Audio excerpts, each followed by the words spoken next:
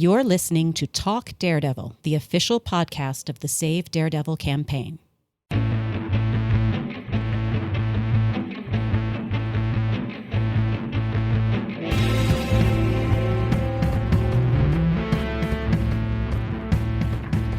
All right, here we are for another Talk Daredevil podcast from Save Daredevil. And this one is super, super special. For the first time in 2 years, some of us are in the same place at the same time. We are at New York Comic-Con! Yay! So this is Rhiannon, Casey, and Mary. And we have had some others of our Save Daredevil crew here with us at New York Comic-Con, where it is so nice to be back out and with everybody and seeing some of you guys again, seeing some of the cast of the show again. So we just wanted to bring you a quick little podcast while we were all together to talk about, what it's like here, what we're doing here, what the attitude has been like here at the con, and just mostly to check in. Yeah, we haven't done a podcast in a while, so we just want to let you guys know that we're here. We're still fighting. We've just been really busy with life. But, I think that is like the very first big elephant in the room, and that has been very clear as we talk to fans of the con, is why are we even still here? To so many people, this battle is over. There's so many rumors out there. There's so much going on. Why are we here, guys? Because Murdoch's never quit, and those rumors have not been confirmed. Exactly. And that's our stance. The rumors are great, but we haven't even heard a rumor of Daredevil having his own standalone show. Yeah, and we're not campaigning for cameos. We're not campaigning for cameos. We're in this so that Matt Murdock can have his own show. Our Daredevil, our Charlie Cox's Daredevil, and the other cast members. Not just Charlie as a cameo in some other movie or other TV show. Although that's great. That should just be the icing, not the cake. Yeah. Anyways, that is why we're here. Oh, we also are going to talk about the wonderful people we've run into. Yes. New York Comic-Con is always very special because when we're here, we're around people that worked on the show. There's a lot that we share that's like the cast. We always seem to be able to hang out with at least one cast member when we're in New York. Mm-hmm. But you also get so many people that were involved in the show. Like it filmed in their neighborhoods or their brother, sister, cousin, somebody worked on the show or something. So this con is held in Hell's Kitchen. It's Daredevil's home. So that's always really, really special. And it's been wonderful to hear the fans talk about how much the show means to them and how much you guys are appreciating that we're still fighting.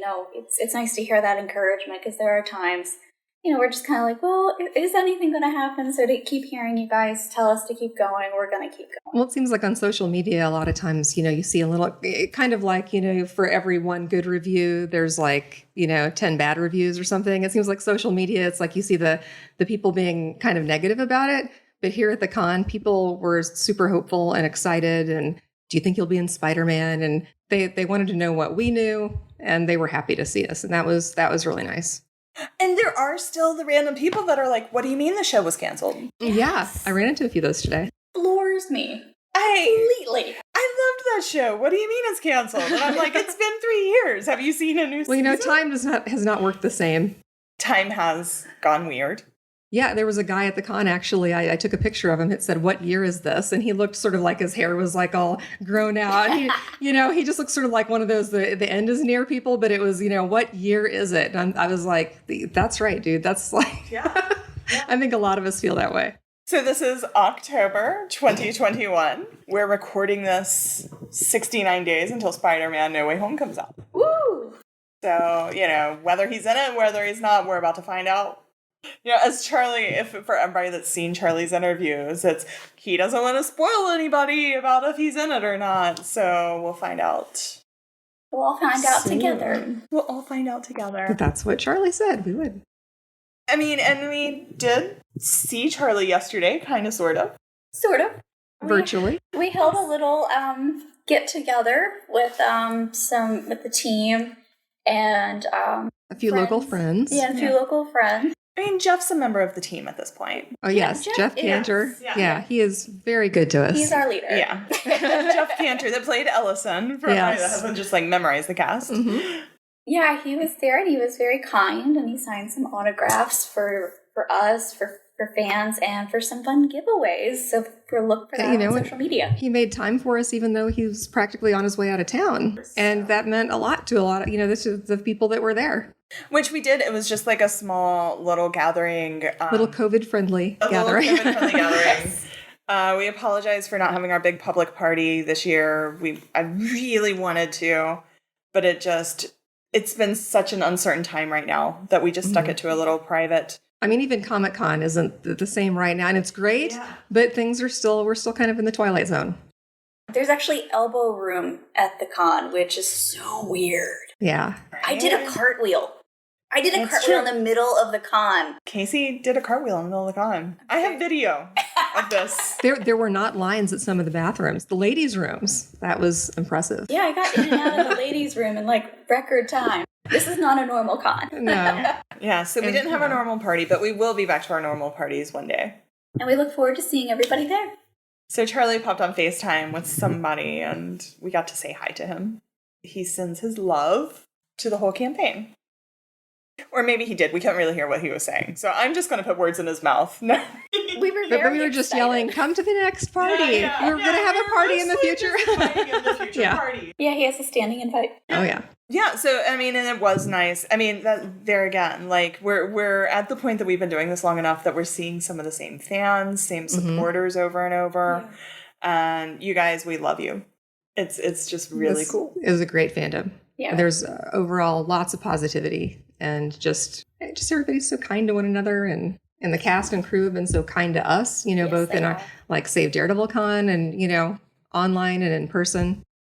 And, when we come out here, we talk to some other folks that have done things like what we've done, and we're very lucky to have it the way we have it. While what Save Daredevil has had to do with the 2-year moratorium, we actually seem to have a little bit of a blessing as far as, we knew what we were in for, we knew what the wait was going to be, and we have a nice organized lead to it. But some of the other shows, they didn't have all that, and it did make it much more stressful. So now that we're here and past the moratorium, not that it's not stressful to have these rumors. It's the rumor roller coaster. We've been through this before. Yeah. The rumors are a little bit stressful, but we have had a fabulous fandom to work with. And I don't think we would still be here having rooftop parties and handing out swag if everybody wasn't so great. I mean, there were people seeking us out here and there today, and it was really nice. And yesterday, I think.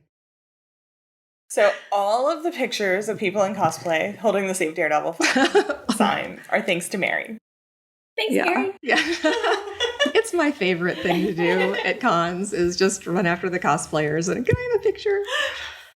Well, I mean, and this is, I know at San Diego Comic-Con, somebody once said that, if you walked down every aisle to try to see every vendor, it would be 5 miles.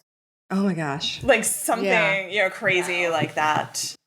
And, while there are less vendors, we don't have Marvel here, we don't have DC here, it does feel like a lot. I mean, it feels a lot like the regular show floor. Yeah, it does. They brought in a lot. Well, I think you maybe notice more because, Marvel eclipses a lot, because you're like, oh, I need to go to the Marvel line. Oh, I need to be at the Marvel panel at this time. And so now you're actually seeing, noticing all these other things, you're not as distracted. I think there was a panel I was supposed to be at today, but I was just I just don't want to walk right now. So I'm not gonna do that. I'm conservative. The panels I've missed. Yeah. And I mean, Artist Alley feels very full to me. I haven't even been there yet. There's not a lot of the big names that I'm used to seeing. I'm not a lot of them. Alex Maleev is usually always here. He lives in Brooklyn. I think David Mack was David Mack is here. Yeah. Yeah. My friend bought a David Mack today. But I mean, I feel like Artist Alley just keeps going and going. the Javits Center has opened up the new section. Did you guys do anything over in the new hall? That was the Empire. Empire Hall? Yeah. I have no sense of direction. Like you would know. Suddenly there would be carpet and it's cushy. Oh, yes. I saw you had a picture online of cushy carpet. I was like, where was that cushy carpet? Yeah. I really could use very it. nice. And the bathrooms are like, for the women's, there's like double the amount of stalls. Yeah. I need to figure out how to get there. I'm just excited to see other humans and be out of my own home state. Yeah. Yeah, we've been talking about, like, I've left the house and I've had to go and work in public. I worked at a vaccination center where we had 6,000 people a day. So, like, I've done a con, essentially. But, like, this is your first times, like, out in a big crowd, isn't it? Yeah. At first, like, walking in, I was like, this was a mistake. I want to go back to the hotel. I'm just going to go back to the hotel and read books. But I was like, no, I'm here. I need to do this. And I'm glad. I'm glad I did it. All right, anything else that we're forgetting? I think that's everything. All right, so hopefully we'll see everybody out over the next year. Yes. And hopefully some of it will be celebratory. Or at least getting together and talking about how awesome Daredevil is. I mean, because that's really what this has turned into. It's been great to gather with fans and talk about it. Like, the show being back won't stop that. Like, we're going to have parties next year, whether it's saved or not. Yeah, we can always have a Fandom Without Fear party. Yep. Mm-hmm. Well, thanks for listening. Like, follow, share, sign the petition. Thanks for tuning in. Thank you for listening to Talk Daredevil, the official podcast of the Save Daredevil campaign. For more information on Save Daredevil, please visit our website at savedaredevil.com. Remember, Murdochs always get back up.